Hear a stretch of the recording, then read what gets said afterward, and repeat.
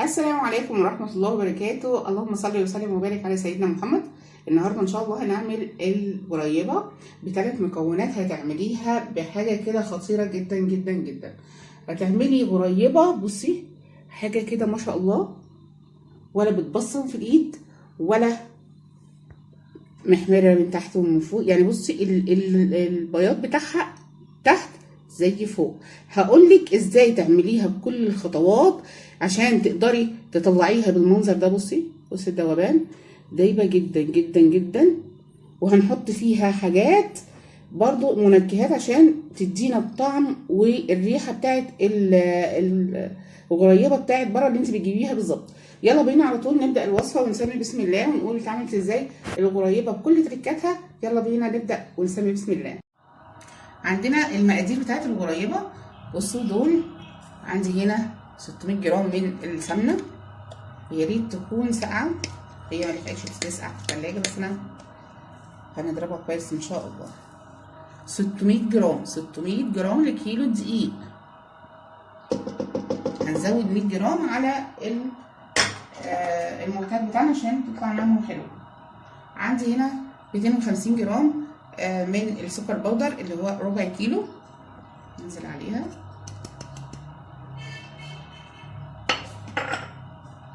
هنحط الأطعمة بتاعتنا اللي هو اسانس الحليب على السمنة، معلقة صغيرة، نقطتين، ما تكتريش عشان ما يمررش معاكي.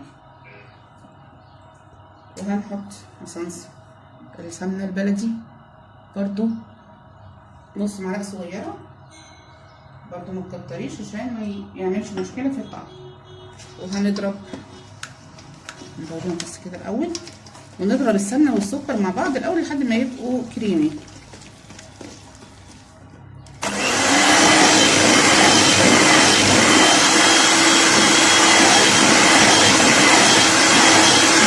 ضربنا كده ال 600 جرام من السمنه والربع كيلو من السكر بودر. لازم السكر بودر يكون منخول.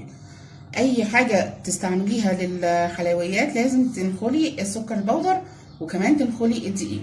عندنا كيلو من الدقيق، كيلو كامل من الدقيق منخول، لازم تنخليه.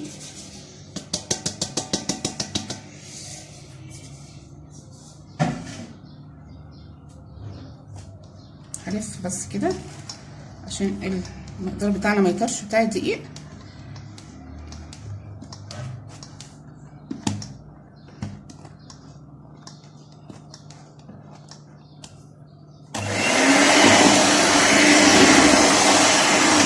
دوبك بس هلف السمنه والسكر بالدقيق وهوقف، مش هعجن الغريبه ولا اي حاجه من الحاجات اللي هي بتاعت العيد النواعم.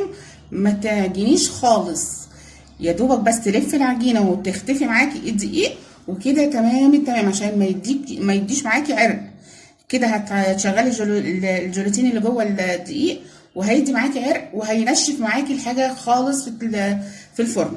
تمام. فهنلف الدقيق كله بالسمنه والسكر وخلاص. على كده هنحطها في التلاجة لمده ربع ساعه قبل ما تشكليها علشان تقدري تكوريها وكمان تبقى سهله معاكي في التكوير وفي التشكيل بتاعها. كده العجينه بتاعتنا بعد ما طلعناها من التلاجة هناخد بقى ايه، حته صغيره كده، ما تكبريش، حاولي ما تكبريش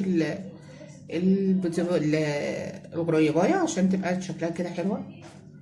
هنمررها كده بس في الايد الاول، هنسخنها وبكف الايد هنسخنها كده اهي. الحجم بتاعها حلو جدا كده، مش هدوس عليها خالص لان انا هحط عليها طبعا مكسرات. نعمل واحده تاني كده، لازم تعمليها بايديكي، تسخنيها بايدك الاول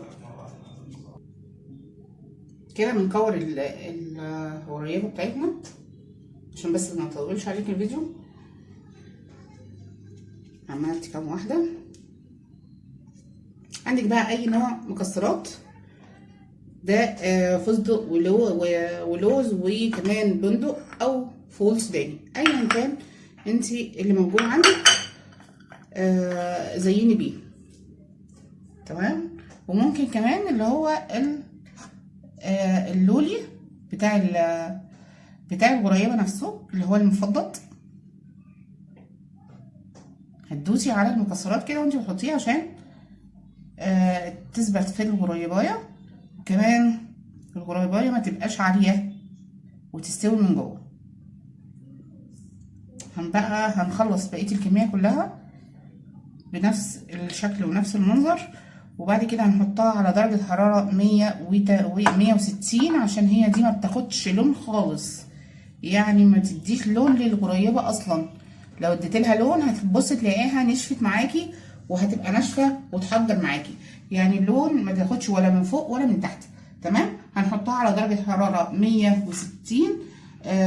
هتفتحي تحت بس مش هتفتحي الشوايه، وبعد كده ما تطلعهاش من الصاج غير لما خلاص تهدى خالص وتبرد خالص عشان ما تبصمش في ايدك. كده الغريبه بتاعتنا بصوا بقى الجمال عامله ازاي، تحفه تحفه تحفه. بصي ولا بتبصم ولا اي حاجه خالص. بصي اهم حاجه التسويه بتاعتها فوق زي تحت زي كله.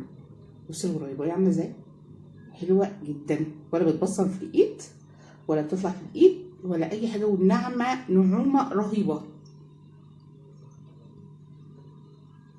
بصوا الحلاوه والجمال بقى. اتبعي الخطوات واحده واحده وهتطلعيها احلى من كده بكتير جدا. يا رب يكون اعجابكم الفيديو بتاع النهارده، واستنوني فيديوهات احلى واحلى ان شاء الله، واترككم في رعايه الله، وكل سنه وانتم طيبين. بس ما تنسوش لايك وشير الفيديو وننزل نفعل الجرس عشان يوصلكم كل جديد من عندي. والسلام عليكم ورحمه الله وبركاته.